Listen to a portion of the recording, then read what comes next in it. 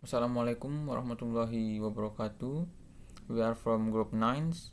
We will show you our dramas. The title is The Importance of Being Earnest by Oscar Wilde. Before that, I would like to introduce myself. My name is Muhammad Isran Hakim. I'm as a Miss Prism in this drama. Assalamualaikum warahmatullahi wabarakatuh. My name is Nurul Alani Asikin. I'm as a Cecily in this drama. Thank you. Halo, Assalamualaikum warahmatullahi wabarakatuh. I'd like to introduce myself to you. My name is Nurul Sakina, and I'm is a narrator in this drama. Thank you. The scene is garden at the manor house. A flight of grey stone steps leads up to the house. The garden an old-fashioned one, full of roses. Time of year, July. Basket chairs and a table covered with books are set under a large yew tree. Miss Prince, discovered seated at the table. Cecily is at the back watering flowers. Miss Prince calling. Cecily, surely such a utilitarian occupation as watering of flowers is rather Moulton's duty that yours, especially at the moment when intellectual pleasure awaits you. Your German grammar is on the table. Pray open in page 15. We will repeat yesterday's lesson. Cecily, coming over slowly. But I don't like a German.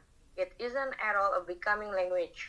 I know perfectly well that I look quite plain after my German lesson.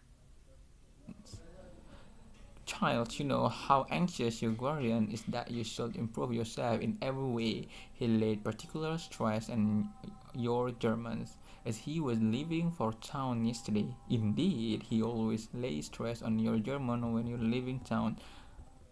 Dear Uncle Jack is so very serious. Sometimes he is so serious that I think he cannot quiet well. Prince drawing herself up.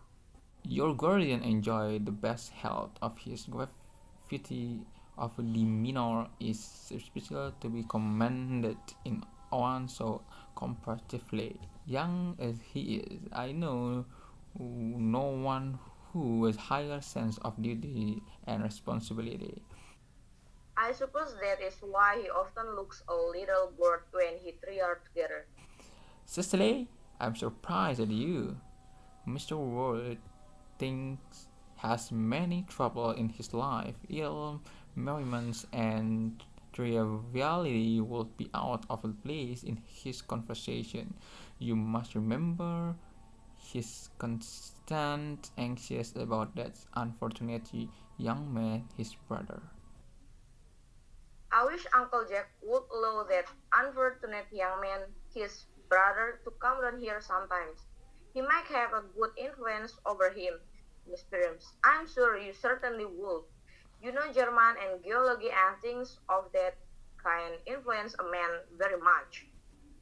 She begins to write in her diary. Miss Prince shaking her head.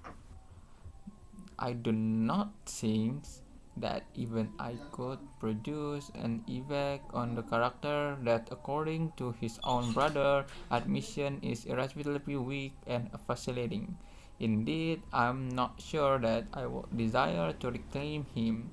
I'm not for of this modern mania for turning bad people into good people at the moment notice as the man shows, so let him reap. You must put away your diary, Cecily. I really don't see why you should keep a diary at all.